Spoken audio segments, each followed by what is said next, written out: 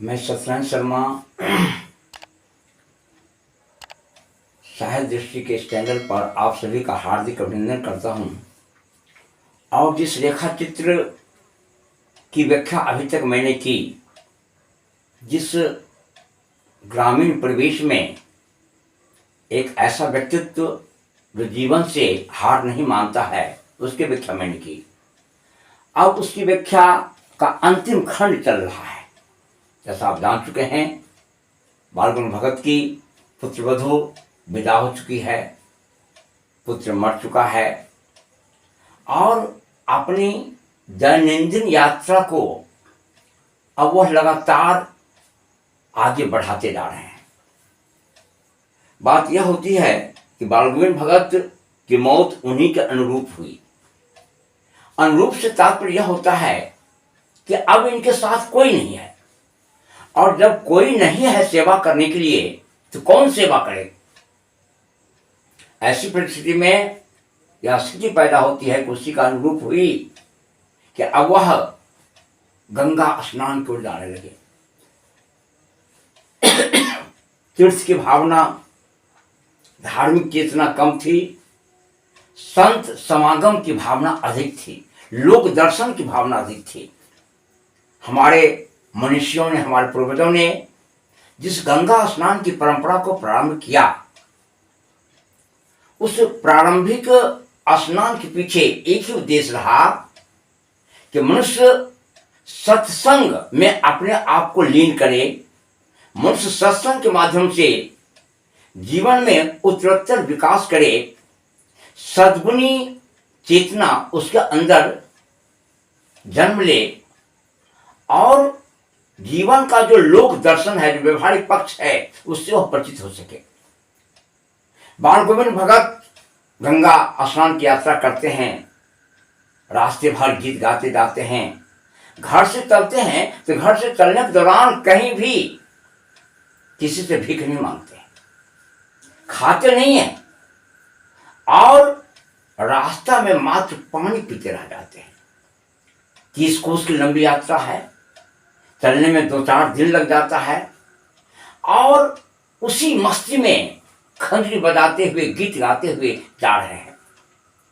हम एक अद्भुत व्यक्तित्व को मैं बार बार पा रहा हूं कि बाल गोविंद भगत अपने जीवन के उस मस्तीपन को आद्यांत जीते हैं। पत्नी जा चुकी है, पुत्र मर चुका है, पुत्रवधू विदा हो चुकी है, अब साथ में कोई है ही नहीं, लेकिन वही पुरानी वाली टेक, वही संगीत, वही मस्ती। जीवन में कभी हार वह मानते ही नहीं है। इसलिए हम इस रेखा चित्र को पढ़ते हैं। मनुष्य साधारण घटनाक्रम से टूट जाता है, अनेक प्रकार के निराशा का अंधकार में अपनी जिंदगी को डुबो देता है। लेकिन बाल गोविंद भगत में इस प्रकार की बात नहीं है। वह जीवन में संघर्ष करता है, जीवन की समस्याओं में जीते हुए आनंद का अनुभव करता है। वह हारता कहां है, वह हारने का नाम लेता ही नहीं है। पराजय उसके समक्ष उपस्थित होने का साहस नहीं कर पाता है।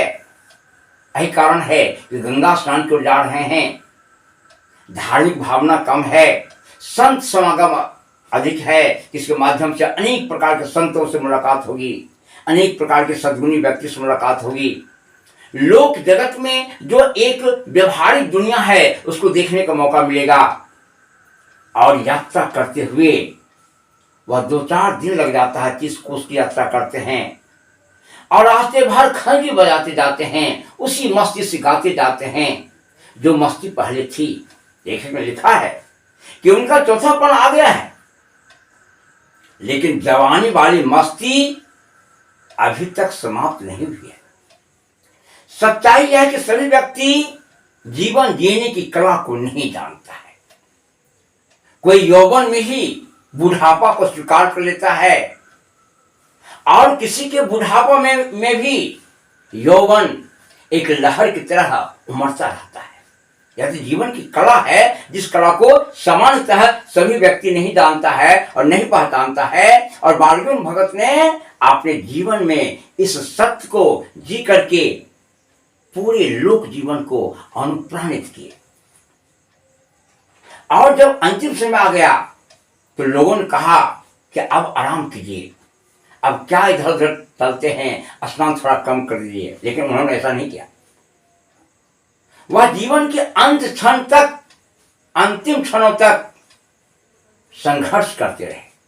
अंतिम क्षणों तक वही स्नान, वही ध्यान, वही गीत, वही कंजरी के साथ अपने जीवन को सराबोर करते रहे, एक मेक करते रहे। उससे वो अपने आप को अलग नहीं किए। लौकिक चिंताओं से मुक्त होते हुए सामान्यतः बहुत कम व्यक्ति जीवन जीते हैं। अभी तक जो हम इनके बारे में पढ़ा है, जाना है, समझा है, हम पाते हैं कि मस्ती का जीवन है, कहीं हार नहीं मानता है। जीवन में जो शाश्वत सत्य है उसको लगता है पहले स्वीकार कर लिया है कि हम तो अकेले आए हैं, अकेले लौटना है। और जब अकेले लौटना ही है कि किसी की प्रतीक्षा क्यों, किसी के बिछड़ जाने पर दुख क्यों? क्योंकि हम सभी के साथ तो आए नहीं थे कि सभी साथ हमको लौटना है। शाश्वत सत्य को जान लेना बाल गोविंद भगत की जीवन की एक बहुत बड़ी उपलब्धि है, जो जन सामान्य न जान पाता है न समझ पाता है। हल्की सी घटनाक्रम में मनुष्य टूट जाता है। बाल गोविंद भगत नहीं टूटता है। हमने क्या पाया? पुत्र की लाश पड़ी हुई है, सादा धोती उस पर उड़ा दिया जाता है, उसी मस्ती से गीत गाता है। लगता है कुछ हुआ ही नहीं। इसलिए कहा जाता है कि उन्होंने मृत्यु पर मानो विजय प्राप्त कर ली है। और इसके पहले जो बात कही गई कि उनकी मृत्यु भी उनके अनुरूप हुई, इसका तात्पर्य चाहते थे यह शरीर का जो चोला है, शरीर का जो बाह्य रूप है, यह सहज भाव से हमसे बिछड़ जाए, या आत्मा परमात्मा में मिल जाए। दुनिया में किसी के ऊपर मैं भार बन करके ना रहूं, क्योंकि अब आगे है क्या? जीवन की यात्रा प्रारंभ किया, अनेक राही अनेक पड़ाव पर मिला और सभी छोड़ता चला गया। लेकिन बाल गोविंद भगत अपने मस्ती में गाता ही रह गया। इसलिए बात कही जाती है कि लोगों ने कहा कि अब क्या स्नान ध्यान कीजिएगा, अब काम धाम छोड़िए, कुछ आराम कीजिए। लेकिन नहीं। और एक दिन ऐसा पाया गया कि प्रातःकालीन न प्रभाती है, न खंजरी की ताल और लय है, न खंजरी की वह संगीत में धारणा है, कुछ सुना ही नहीं गया। लोग पहुंचता है तो देखता है कि जैसे लगा टूट गया हो, किंतु मालूम होता जैसे लगा टूट गया हो। माला का एक एक दाना बिखरा हुआ। भोर में लोगों ने गीत नहीं सुना, जाकर देखा तो बाल गोविंद भगत नहीं रहे, सिर्फ उनका पंजर पड़ा हुआ है। यानी उनके अनुरूप ही उनकी मृत्यु हुई। किसी की सेवा सत्कार की आवश्यकता नहीं पड़ी, किसी के पराधीन नहीं हुए, किसी को यह नहीं कहे कि मेरी जरा सेवा कर दो, मैं बहुत दुखी हूं। ऐसा मौका उन्होंने किसी को दिया ही नहीं। जिस स्वाभिमान के साथ जीवन की यात्रा की, उसी स्वाभिमान के साथ जीवन की यात्रा समाप्त भी की। कहीं भी अपने आप को किसी के समक्ष नतमस्तक होने नहीं दिया, अपने अस्तित्व को कहीं भी झुकने नहीं दिया। बाल गोविंद भगत की यह महत्वपूर्ण विशेषता है। और अंत समय पाया यह प्रभाती नहीं गा रहा है, खंजरी नहीं बज रही है। लोग वहां पहुंचते हैं तो पाते हैं कि अब मात्र पंजर रह गया है, आत्मा उनसे निकल के परमात्मा में विलीन हो चुकी है। तो यह बाल गोविंद भगत का अंतिम खंड, जिसकी मैं व्याख्या कर रहा हूं, जिसका मैं समापन कर रहा हूं, यह हमारे जीवन में, हमारे जीवन के लौकिक पक्ष को और अलौकिक पक्ष को दोनों को स्पर्श करके हमें जीवन में निरंतर आगे बढ़ने का एक अमूल्य रत्न सा प्रदान करता है। इसके साथ ही यह अध्याय समाप्त होता है। धन्यवाद।